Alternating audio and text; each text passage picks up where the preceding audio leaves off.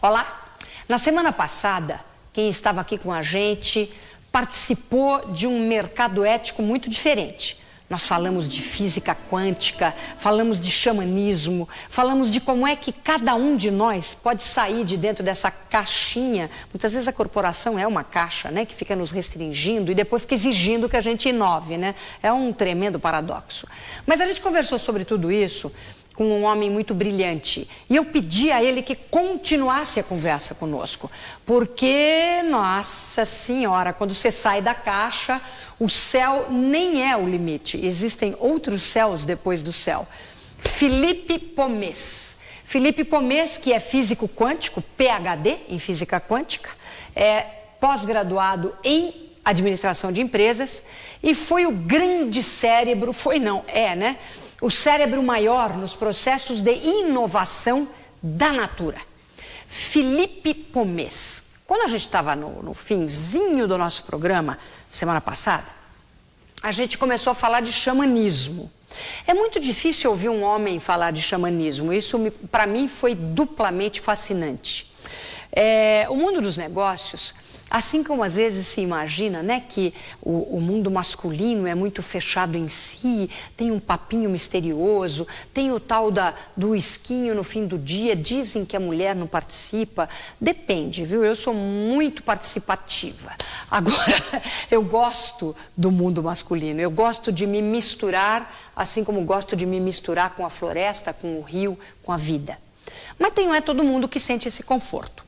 Então, do mesmo jeito que existe esse tal papinho de que a parede de vidro que separa homens e mulheres no mundo corporativo, outra vez, uma realidade criada pela nossa mente, porque na verdade todos nós somos seres possíveis de se conectar profundamente uns com os outros o tempo todo. Do mesmo jeito que existe isso, existem os mistérios da liderança feminina. E esses mistérios também não são assim falados em público. Eu estou contando para vocês segredos que, se vocês forem entrevistar uma outra presidente de empresa ou uma alta executiva e tal e coisa, zíper, porque de bobas nós não temos nada. Então, xamanismo, por exemplo, é um tema que eu tenho ouvido mais e comentei no último programa nosso. Já fiz rituais xamânicos e conheço muita líder empresarial que já fez rituais xamânicos justamente para abrir a cabeça, para se conectar com a raiz da mãe terra, da natureza e assim se conectar com todos os seres vivos. Mas eu não tenho escutado muito homem falar disso não, Felipe. Você é o primeiro que fala disso e ainda fala abertamente no programa, gente. O que te levou a esta procura de se auto-inovar através, por exemplo, de rituais de conexão com a Terra? Eu acho que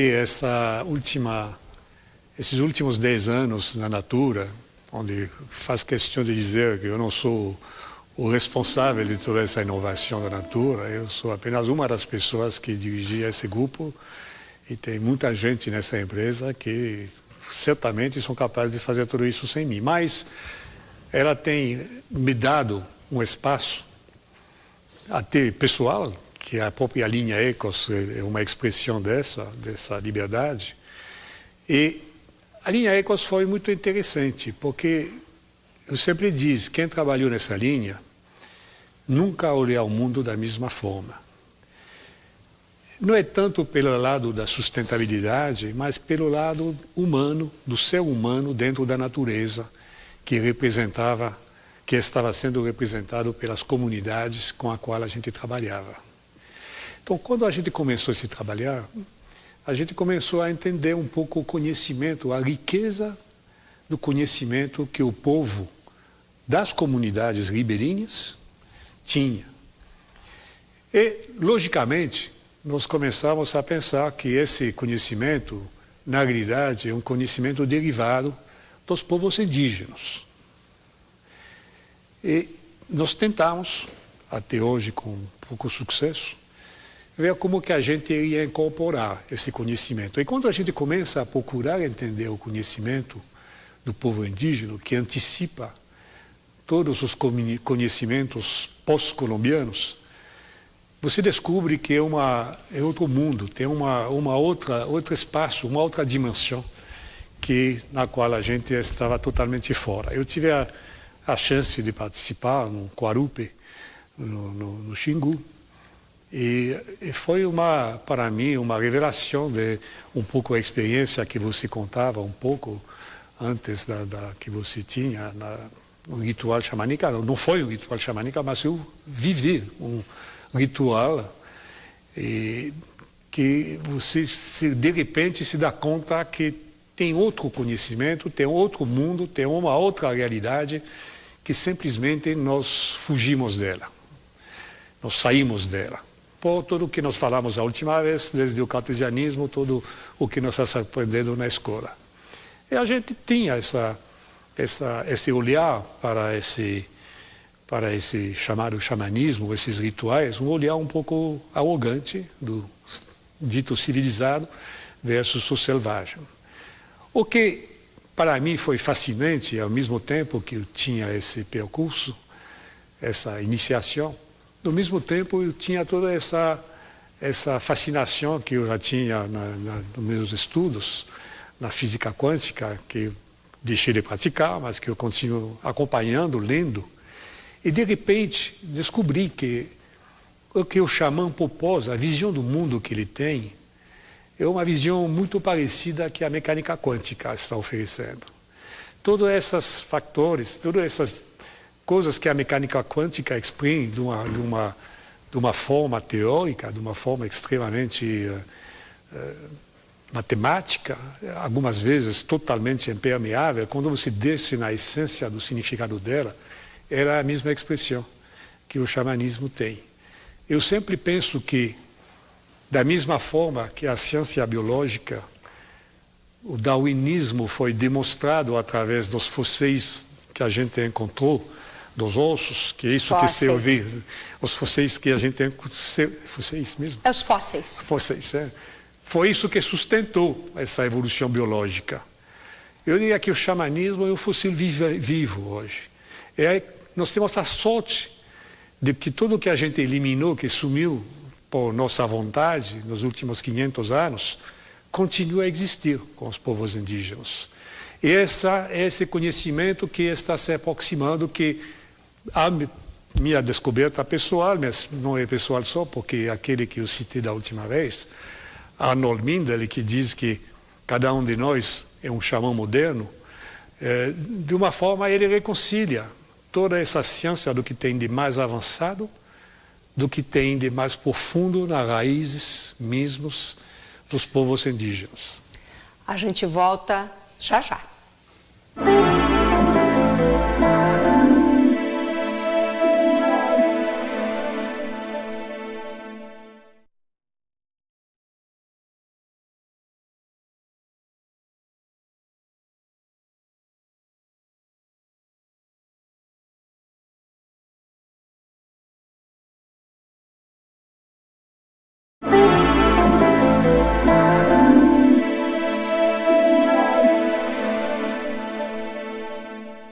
O ritual de Yamaricumã mantém a memória da força feminina. Quando os machos falharam na proteção de suas mulheres e colocaram a sobrevivência da espécie em perigo, elas sentiram que deviam tomar o centro da aldeia. Colocaram os cocares que eram dos homens e dançaram selvagemente, até que ouviram dos espíritos que a única maneira seria pegar o arco e flecha e sair para caçar. Quando descobriram que podiam alimentar suas crianças, a velha aldeia e os velhos hábitos já não cabiam mais. Saíram então para construir uma nova aldeia. O que a gente acabou de ver agora é um pequeno trecho de um documentário maravilhoso feito pela cineasta Ana Penido, que se chama O Despertar das Amazonas. Você viu aí um ritual de mulheres indígenas que estão resgatando a sua força criadora de uma realidade nova. E você, Felipe, vinha comentando no bloco anterior o quanto você e toda a tua equipe, todo o pessoal envolvido com o lançamento da linha Ecos da Natura aprendeu nesse convívio com comunidades indígenas, com comunidades ribeirinhas, todo o conhecimento, toda a alma, toda a raiz.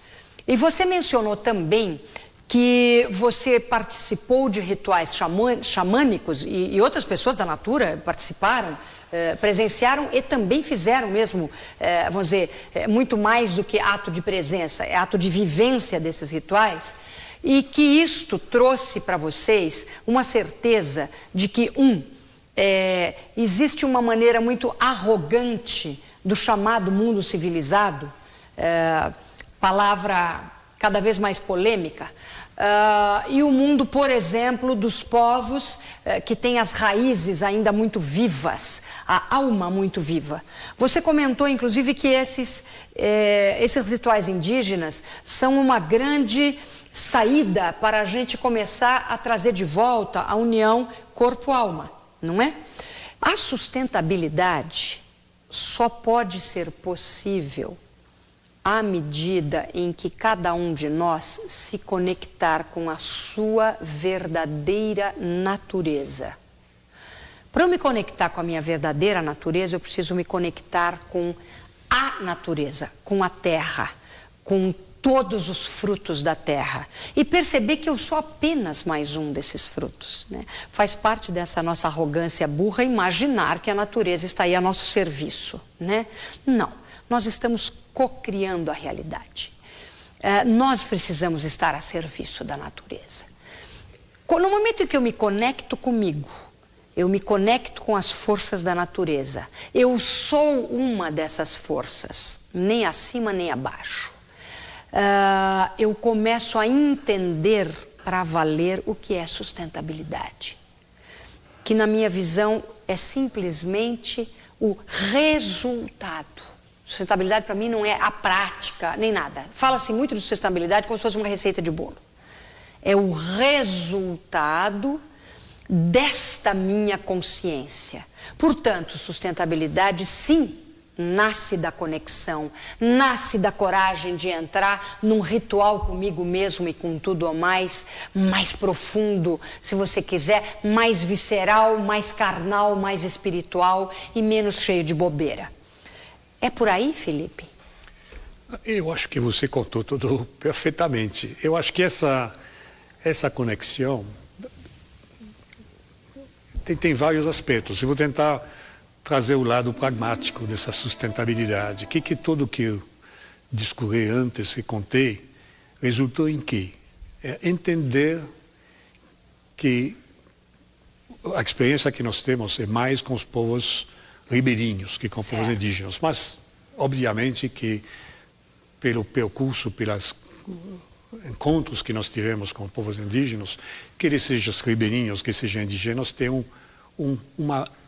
conhecimento, uma riqueza, da qual a utilização da natureza é apenas a consequência. Eles aprenderam ao longo dos milênios a se ligar com a natureza e a se aproveitar, usar ela, respeitando ela, sem tirar o que não precisa. Dessa riqueza que nós temos que beber, que nós temos que nos inspirar. E por isso que eu disse que é uma fonte de inovação, e que é uma fonte de inovação também de trazer esse conhecimento dentro da empresa, dentro de todo mundo, dentro de todo mundo, de cada um, e levar para o consumidor. Porque essa riqueza do conhecimento, ela é muito mais que simplesmente, apesar da complexidade que isso representa, da utilização de um ingrediente dado e de uma textura bacana e agradável. Então, essa integração desse conhecimento dentro da empresa, que dentro da área de corporativa, que é importante. Mas, para fazer aquele segundo passo que nós falamos, dessa conexão com os xamanismos, assumindo que isso representa também uma fonte de inovação, ela supõe que a gente começa a pensar a ciência que tem atrás dessa de uma forma diferente. É isso que nós falamos um pouco a última vez, temos que pensar e investir em outros campos de científicos que aqueles tradicionais. Tem que ir na parte, em vez da biologia, na parte de investir na neurociência. E da mesma forma, quando nós começamos a olhar na sustentabilidade de uma comunidade dada, temos que olhar em outras formas de criar essa sustentabilidade. Você tem razão, a sustentabilidade é uma consequência. Mas como que a gente tira essa riqueza, como que a gente compartilha essa riqueza que vamos gerar com esses povos e como que a gente torna essa riqueza uma fonte de sustentabilidade para essas comunidades. Mas o fato é que essa sustentabilidade ela precisa ter uma abordagem, uma forma de enxergar o mundo, o modelo que vamos trazer para as futuras gerações, de uma forma que primeiro accepta, reconhece a grandeza da riqueza que existe lá. Gente, riqueza e sustentabilidade é o que a gente está, de fato, nesse momento, vivendo através dessa alma maravilhosa do Felipe Pomés. A gente volta já.